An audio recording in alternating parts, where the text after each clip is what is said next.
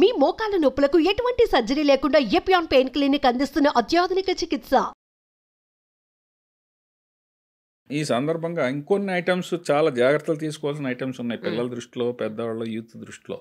అల్లం వెల్లుల్లి పేస్ట్ చాలా డేంజరస్ బెల్స్ మోగిస్తుంది. అది అసలు బయట అది కొనకుండా ఉంటే బెటర్, బెటర్. కానీ సపోజ్ ఎవరో ఫ్యామిలీ ఉండొచ్చు, భర్త భార్య ఇద్దరు ఉద్యోగాలు, పిల్లలు ఉద్యోగాలు, వాళ్ళకి ఆదివారం ఉంటే దొరికితే దొరకవచ్చు, షిఫ్ట్ ఉద్యోగాల్లో ఆదివారం కూడా ఉండదు. ఎట్టుంటారు, పూర్తిగా డిపెండ్ అయిపోయారండి కొన్నిట్లకి మార్కెట్ మీద, పార్సిల్స్ మీద, ప్రిపేర్డ్ ఫుడ్ ఐటమ్స్ మీద, పర్టికులర్గా వీటిలో. కానీ అల్లం వెల్లుల్లి పేస్ట్ తయారు చేసే యూనిట్లు కొన్ని చాలా దారుణమైన పరిస్థితిలో ఉంది. బయట అల్లం వెల్లుల్లి పేస్ట్ కొనేటప్పుడు చాలా జాగ్రత్త వహించాలి. లోకల్ బ్రాండ్ అంటే ఉత్తమమైన బ్రాండ్ కొనుక్కోండి, అది నెల కోసం కొనుక్కోండి, 15 రోజుల కోసం కొనుక్కోండి, లేకపోతే అంతే తప్ప ప్రముఖమైన బ్రాండ్లు కొనండి తప్ప ఎక్కడ వాళ్ళు తక్కువ ఖరీదు కొత్తదని బ్రాండ్ సరైన లేబుల్ లేని బ్రాండ్స్ అసలు కొనొద్దండి. సార్ ఇప్పుడు అల్లం వెల్లుల్లి పేస్ట్ని మనం కూడా ఫ్రిడ్జ్లో వేసి అంటే రెడీ చేసుకుని ఫ్రిడ్జ్లో పెట్టేస్తాం కదా, అది చాలా మంది 20 days 1 month అట్లా కూడా వాడుతున్నాం. మనం వాడుకుంటామండి, కానీ మనం అయితే మనం జాగ్రత్తగా చేసుకుంటాం. అసలు అల్లం వెల్లుల్లి పేస్ట్ అనేది గత పూర్వకాలం ఎవరో బయట అందుబాటులోనే లేదు, ఇప్పుడు వచ్చేసింది. ఇప్పుడు వచ్చింది అడ్వాన్స్డ్ రోజుల్లో అల్లం వెల్లుల్లి పేస్ట్ తయారీదారులు ఇంత లిమిట్ అని ఉంటుందా సార్ ఎక్స్పైరీ? వాళ్ళు కొందరు 3 నెలలు ఇస్తున్నారు, కొందరు 6 నెలలు ఇస్తున్నారు. కానీ అంతవరకు కూడా అనవసరం అండి. 15 రోజులకి అంత బిజీ షెడ్యూల్ ఉంటే నెల కోసం కొనుక్కొని మళ్ళీ కొనుక్కోవటం సుఖం. మన ఇంట్లో చేసుకున్నా కూడా అంతే జాగ్రత్తగా. కానీ చాలా దారుణమైన పరిస్థితులు ఉన్నాయి. అల్లం వెల్లుల్లి పేస్ట్ కొనుక్కునేటప్పుడు చాలా జాగ్రత్తలు వహించాలి. ఇంకా అది వారికే ఇండివిజువల్కే మనం వదిలేయాలి. ఆ కంపెనీలు అది చూసుకునే కొనుక్కోవాలి. చాలా ప్రముఖమైన కంపెనీలు ఇప్పుడు మార్కెట్లో ఉన్నాయి. వాళ్ళైతే పక్కా స్టాండర్డ్ FSSAI స్టాండర్డ్స్ ఉంటున్నాయి, మేము ఎన్ని శాంపిల్స్ తీసినా. కానీ చాలా వాటికి FSSAI స్టాండర్డ్స్ ఉన్నా కూడా వాటిని కూడా కల్తీ చేసిన సందర్భాలు ఉన్నాయంట. అవునండి, అంటే FSSAI నెంబర్ ఉన్నంత మాత్రం నాడు తప్పు చేయడానికి కాదు, అందుకనే బ్రాండ్ వాల్యూ కూడా చూసుకోవాలి మనం. ప్రతి వాళ్ళు ఈ రోజులో FSSAI నెంబర్ చేసుకుంటున్నారు అంటున్నాడు, అవి కూడా నిజం స్టిక్కర్ లో కూడా కాదు. అందుకనే దాన్ని వాళ్ళ సైట్ లో ఉపయోగించుకోవచ్చు, కానీ FSSAI నెంబర్ ఉన్నంత మాత్రాన స్టాండర్డ్ మెయింటైన్ చేస్తాడని కాదు. అసలు FSSAI నెంబర్ లేకపోతే మార్కెట్ లో రావడానికి లేదు కాబట్టి ఒక FSSAI నెంబర్ లైసెన్స్ తీసుకుంటారు. లైసెన్స్ తీసుకునే టైంలో అంతా కరెక్ట్ గా చూపెడతారు, ఇన్స్పెక్షన్కి వెళ్తే అంతా కరెక్ట్ గా ఉంటది. తర్వాత ఏం ఉండదు. అంటే తయారు చేసే విధానం బోత్ కెమికల్ అండ్ బ్యాక్టీరియాలజికల్ రెండు కంటామినేషన్ ఉందండి. అదొకటి, టమాటా సాస్ ఒకటి, చిల్లీ సాస్ ఒకటి, ఈ 3 మైనీస్ స్థాయిలోనే వీటిని కూడా ఆలోచించాలండి. చాలా జాగ్రత్త పడాలి, ఎందుకంటే వాటిలో వేసి కలర్స్,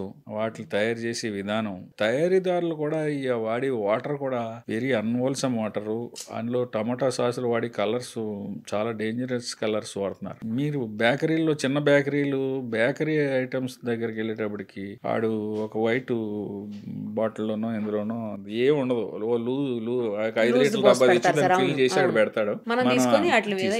అది అవాయిడ్ చేయాలండి. పబ్లిక్ చాలా స్ట్రిక్ట్ గా పాటించాలని మా విన్నపం. ఎందుకంటే అది వాళ్ళు ఎక్కడో ఒకళ్ళ దగ్గర బల్క్ గా తయారు చేసిన వాడి దగ్గర ఎత్తారు. 100కి 99 మంది కరెక్ట్ గా తయారు చేయట్లేదండి. లోకల్ మేడ్ బ్రాండ్ లేని వాళ్ళు రోజుకు ఒక 5-6 లీటర్లు బిజినెస్ బట్టి అక్కడ సప్లై ఒక్కో బేకరీలోని ఒక్కో దగ్గర ఇచ్చేసుకుని వెళ్ళిపోతా ఉంటాడు. ఫాస్ట్ ఫుడ్ సెంటర్స్ కూడా, ఫాస్ట్ ఫుడ్ సెంటర్లో సాస్ ఎక్కువ వాడతారు. ఎందుకు, ఫ్రైడ్ రైస్ కి, నూడిల్స్ కి మధ్యలో చిల్లీ సాస్ వాడతారు, ఇది వాడతారు. చాలా ఫాస్ట్ ఫుడ్ సెంటర్ లో గానీ బేకరీస్ లో గానీ సాసులు రెండు చాలా డేంజరస్ వ్యవహారం అండి. అది ఇమీడియట్ గా తిన్న వెంటనే వాళ్ళు ఆ టేస్టింగ్ సాల్ట్ ఒకటి వేస్తారేమో, అది అసలే తినొద్దంట కదా సార్. తినకూడదు. అజినోమోటో అసలు తినకూడదు. ఇప్పుడు బ్యాన్ చేశారా సార్? లేదు. అజినోమోటో స్టాండర్డ్ ప్రకారం 1 కిలోకి 2.5 grams బిలో వాడొచ్చు అని ఉందండి కొన్నిట్లో. అలాగే కలర్ ఎందులోని వాడకూడదండి except sweets and bakery items. అది కేజీకి 100 ppm. జస్ట్ అలా చెయ్యి అంటుకున్నంత కలర్ ఉండాలి. ఏది స్వీట్స్, బేకరీస్. తండూరి చికెన్ వేయటానికి లేదు, బిర్యానీలు వేయటానికి లేదు, చికెన్ 65 వేయటానికి లేదు, గోబీ 65 వేయటానికి లేదు. ముఖ్యంగా ఫంక్షన్స్ లో కలర్ ఈ తెలియకండి. హోటల్స్ లో ఓనర్ ఉద్దేశం బాగానే ఉంటది.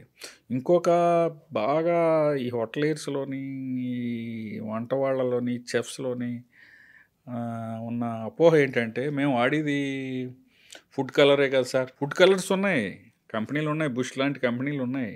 ఎక్కువ ఎక్కడికి వెళ్ళినా మాకు బుష్ కంపెనీ గురించి చెప్తారు. బుష్ కంపెనీ కదండి, బుష్ కంపెనీ వాడుతున్నాం సార్ అంటాడు. బుష్ కంపెనీ మంచిదే, కానీ ఇందులో బ్యాన్ చేశారండి. తండూరి చికెన్లు వేయకూడదు, బిర్యానీలు వేయకూడదు, బుష్ది కూడా వేయకూడదు, ఏది వేయకూడదండి. బుషే కాదు, ఏ కంపెనీ కూడా వేయకూడదు. అన్నిట్లో వేస్తారు సార్. వేస్తారంటే పబ్లిక్ లో కూడా అవేర్నెస్ కాదు. ఇప్పుడు తండూరి చికెన్ కలర్ లేకుండా పెడితే మనం తినాం. చికెన్ 65 ఆర్డర్ చేస్తామండి, ఆ రెడ్డిష్ కలర్ కొంచెం ఉంటే గానీ మనం తింటలేదు. పబ్లిక్ లో కూడా మార్పు డ్రమ్ రావాలి. స్టిక్స్ మీద కూడా భయంకరంగా వేస్తారు. డ్రమ్ స్టిక్స్ పోనీ నాన్ వెజ్ లో కూడా వేయకూడదు, వేస్తున్నారు. వెజ్ లో కూడా వేయటం మొదలు పెట్టారు చూడండి. మీకు బంగాళదుంప వండుతాడు ఫంక్షన్స్ లో, అందుచేత ఇవన్నీ అవాయిడ్ చేయడం కోసం ఏం చేస్తున్నారండి, వేయకూడదు. అటు కేసు సివియారిటీ ఎక్కువ ఉంటుందండి.